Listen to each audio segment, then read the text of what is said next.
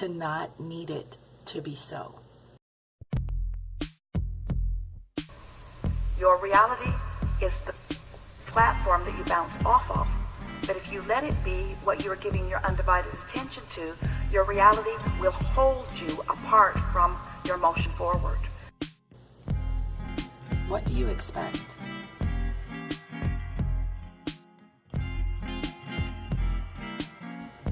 Do you expect anything throughout your days? Do you have certain expectations of how you expect someone to behave, or how you expect certain things to go? Expectations are said to be future resentments because you're expecting someone to be a certain way or expecting a situation to turn out in a specific way. Sometimes when our expectations are not met, the sadness of disappointment sets in. Some people have found it useful to drop expectations. Dropping expectations is not the same as dropping your standards. Sometimes people use standards and expectations interchangeably, but they're actually two totally different things. Your standards are your own personal boundaries that you set for yourself. Take, for example, setting up a personal standard for dating. I may say, anyone I date must treat me with respect and kindness.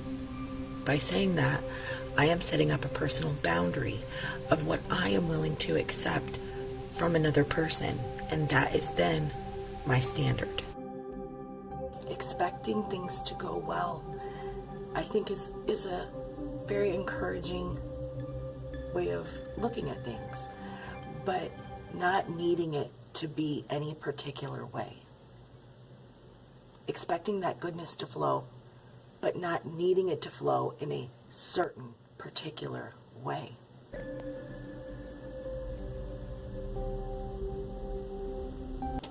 And it is said that when we set specific expectations on things and say, I want this certain particular event to take place, and I want this certain person to act this certain way, behave this certain way. Those are my expectations. When we say that, we're actually in a way limiting ourselves because we're narrowing our mind's eye on what we're focusing the scenario to be, when the universe could be literally shining a light upon an even greater outcome that would serve us in a much broader, more fuller way. But because we have set our sights on this narrow, specific way, we can't see or realize this other, even more powerful, fuller way that it could go. So expectations, to me, are not a bad thing. You don't control what comes, but you do decide the quality of your experience by how you interpret what you see and what you decide your actions mean. Positive expectation can go along with a teaching that I really find valuable, which is called segment intending. And with segment intending, it would be, for example, say during some alone time that you have, you would sit for just a few moments and just kind of contemplate and think about the next steps that you're logically going to take in your day. So segment intending is sitting down and visualizing. After I do this, I'm going to walk in the next room and I'm going to do this, and I'm going to go here and I'm going to do that, and then later on today I'm going to go here and this is going to happen. That is segment intending, which is visualization of your, potential manifestations. And you can do it for as many activities as you want, or as little. It's up to you. You declare it, you act it out, and it will happen through you instead of exhaustingly by you. Micro intentions are the intentions you set before activities. And that can be useful and helpful.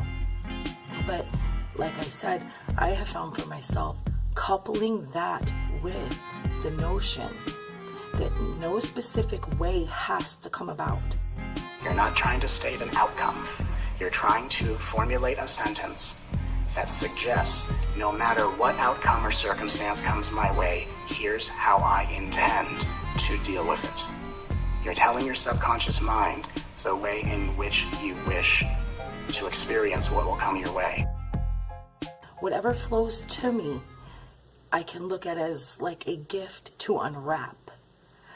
Matt Kahn described it as interruptions as being gifts, and the wrapping paper looks like an interruption, but actually if you take it and unwrap it, there is a gift of insight within it and an adventure to be had. So I thought that was really insightful way, interesting way to look at that. So yeah, expectations, segment intending, all of that forward focused positive energy feels good to me. But just the knowing that it is flowing and that I'm allowing the highest good possible and not limiting what is flowing to me by having to make it one certain way. Another thing that I've been inspired to talk with you about is self-love. When I am loving myself, things flow in a harmony, in a easeful way. And I can love others more fully when I'm loving myself.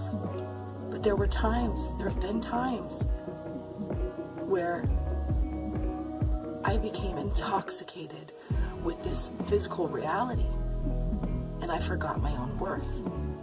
And it was reflected back to me, and the reflections felt painful.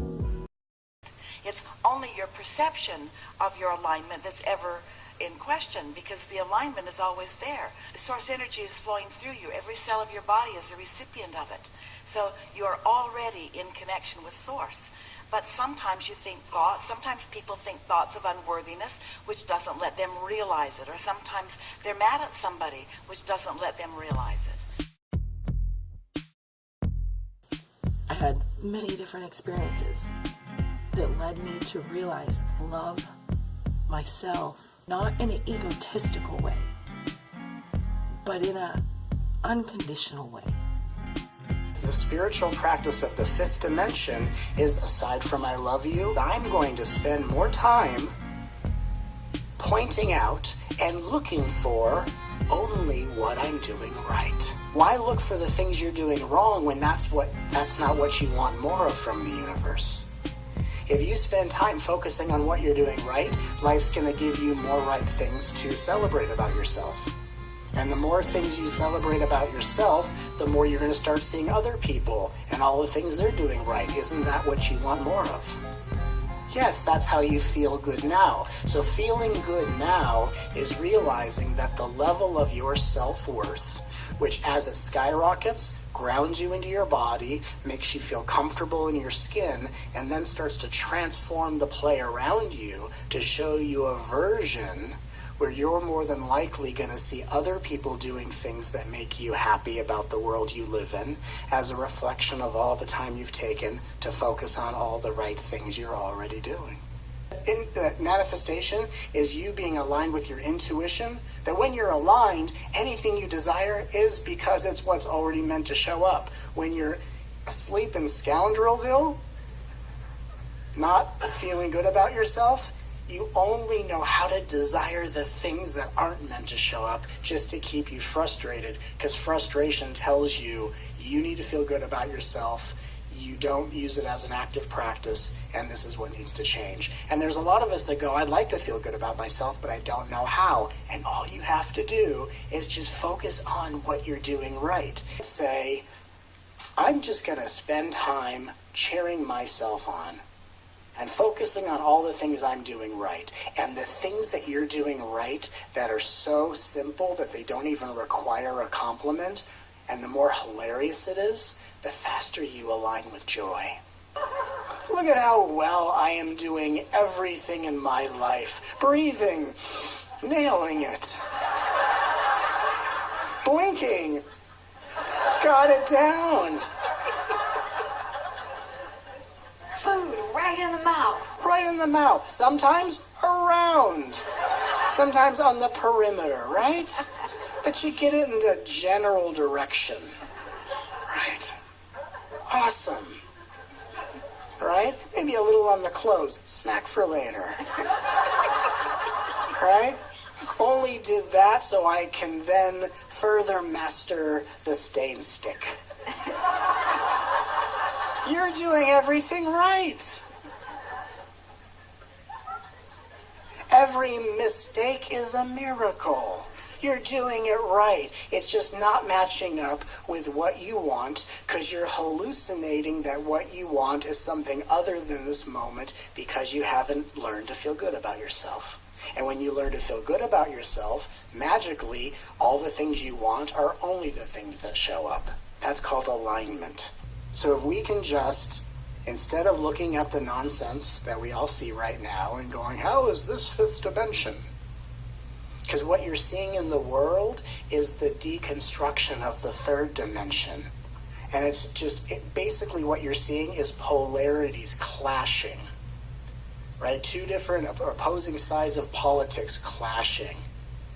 Neither side, what is this? You're just seeing polarity. That's what you're witnessing, is the deconstruction of third dimensional reality. And what's witnessing that is fifth dimensional consciousness. But if you can every day live in the video game of your life and say, no matter what I'm seeing as the 3D unravels, I'm going to make it my business to actively point out all that I'm doing right, so that I am no longer cheating myself out of all the things that I'm waiting for other people to point out in me. That's how you start to feel good now. We all manifest what we manifest, only to discover that practicing to feel good about ourselves is the way out of it.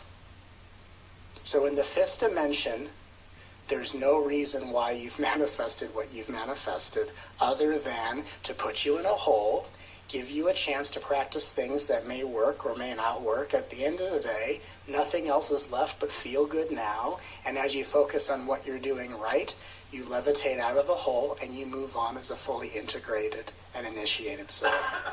The truth is, if you just focus on what you're doing right and blast yourself with some high power Care Bear energy, all the stuff that you find under a microscope will disappear. It was said to me, love yourself the way you would your nearest, dearest loved one. So I just wanted to share these thoughts I've been having with you. And I would love to hear any responses that you have back, just anything that maybe this inspired you to think about or how you're feeling. I really enjoy the interaction and I appreciate you being here. And I am sending you love and good vibes always. You'll never know, dear, how much I love